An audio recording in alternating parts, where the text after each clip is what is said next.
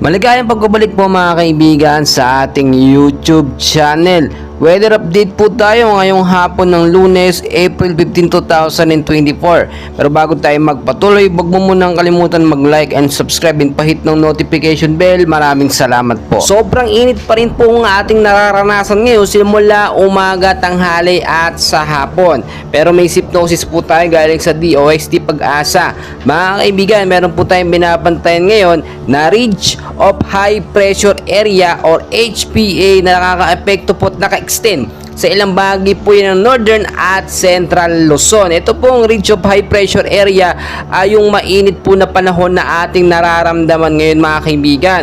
Kung makikita po ninyo, hindi nagbabago ang temperature.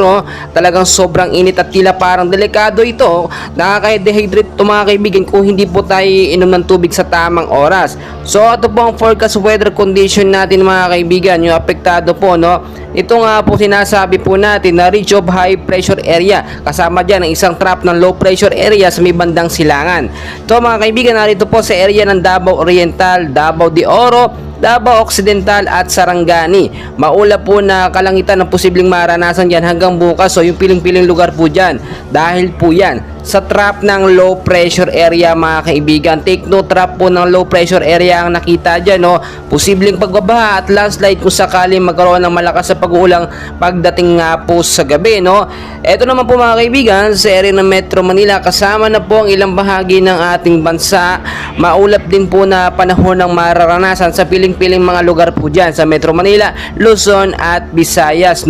Dahil po yan sa tinatawag po natin na easterlies, kasama na po ang mga localized thunderstorm. Posible rin itong magbigay sa gabi na mga isolated rain showers to thunderstorm. Mag-ingat tayo sa posibleng pagbaha at landslide din po sa mga landslide prone area kung sakaling magkaroon po ng malakas na pag-ulan. Mga kaibigan, naranasan po ngayong araw ang pinakamainit natin na temperatura na umabot na nga po sa 35 degrees Celsius. Ang pinakamababa naman po na naitala ay nasa 25 lamang. Mga kaibigan, lagi kong pinapaalala, may bagyo man po o wala, always know the weather before you go. Magdala ng payong at sombrero, panlaban po yan sa banta ng panahon. Mga kaibigan, ayon din sa Pag-asa, tinatayang isang bagyo ang posibleng pumasok bago po matapos ang buwan ng Abril. Maraming mga Pilipino ang gustong umulan sa kanilang mga lugar dahil sa sobrang init.